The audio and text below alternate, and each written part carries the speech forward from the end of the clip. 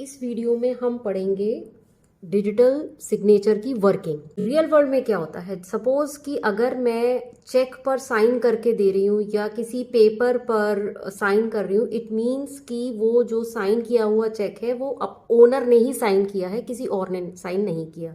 Similarly digital world में भी यही होता है कि कोई भी मैसेज हो जो आप इंटरनेट पर सेंड कर रहे हैं, या सॉफ्टवेयर हो, या कोई भी डिजिटल डॉक्यूमेंट है, उसकी इंटीग्रिटी और ऑथेंटिसिटी को वैलिडेट करने के लिए हम ये टेक्निक यूज करते हैं। ये एक मैथमेटिकल टेक्निक है जो कि वैलिडेट करती है किसी भी मैसेज, सॉफ्टवेयर या डॉक्यूमेंट की ऑथेंटिसिटी और इंटीग्रिटी के लिए।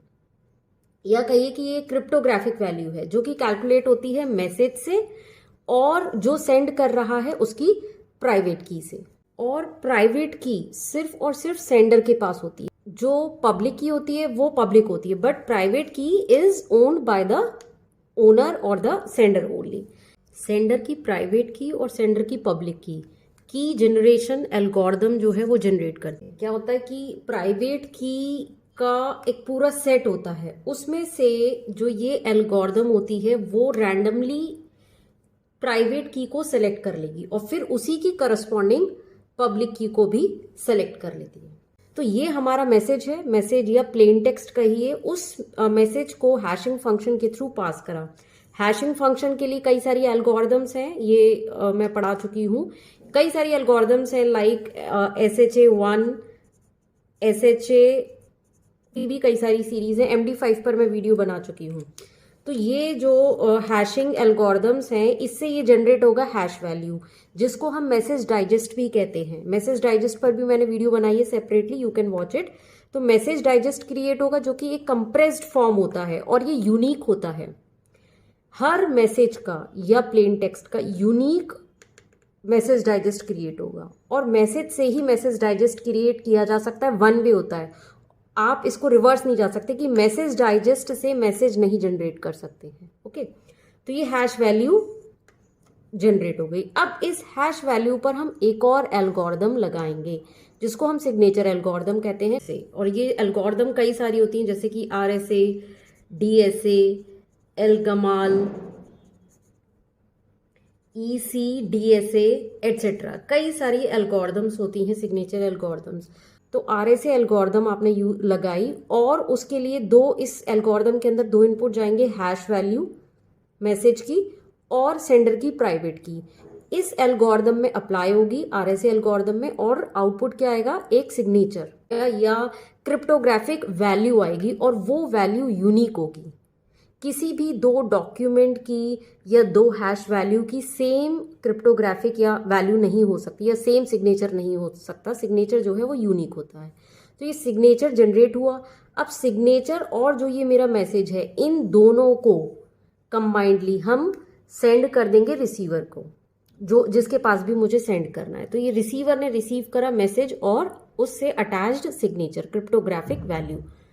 रिसीवर ने जब रिसीव करा तो सिग्नेचर को, दोनों को सेपरेट करा, और सिग्नेचर जो है फिर से एक और एल्गोरिदम में जाएगा जो वेरीफाई करने के लिए सिग्नेचर को वेरीफाई करेगा, इसलिए वेरिफिकेशन एल्गोरिदम बोलेंगे हम इसको। और कई सारी एल्गोरिदम्स हैं यहाँ पर। फिर से सपोज रिसीवर ने RSA एल्गोरिदम अप्लाई करी। अब इस एल्गोरिदम में भी दो इनपुट जा रहे हैं, एक तो सेंडर की पब्लिक की, जिसने ये मैसेज सेंड किया है उसकी पब्लिक की, और ये सिग्नेचर। ये दो इनपुट जाएंगे और आउटपुट में क्या आएगा, क्या जनरेट होगा, फिर से एक हैश वैल्यू। ये रिवर्स प्रोसेस हो रहा है। यहाँ पर भी हैश वैल्यू से सिग्नेचर जनरेट हुआ था, अब सिग्नेचर से हैश वैल्यू जनरेट हुई है, उल्टा हो रहा है। ये हैश वैल्यू आई और इधर से मैसेज को डाला इस एल्गोरिदम के अंदर, हैशिंग फंक्शन एल्गोरिदम के अंदर, और आउटपुट फिर से एक और हैश वैल्यू आएगी। ये दोनों हैश वैल्यू कंपेयर की जाएंगी। अगर दोनों हैश वैल्यू या दोनों मैसेज डाइजेस्ट, दोनों हैश वैल्यू सेम है तो मैसेज एक्सेप्ट हो जाएगा, और अगर दोनों हैश वैल्यू डिफरेंट आती हैं तो फिर ये मैसेज जो है वो डिनाई हो जाएगा। मीन्स कि इसमें कुछ चेंजेस किए गए हैं, ऑथेंटिक नहीं है।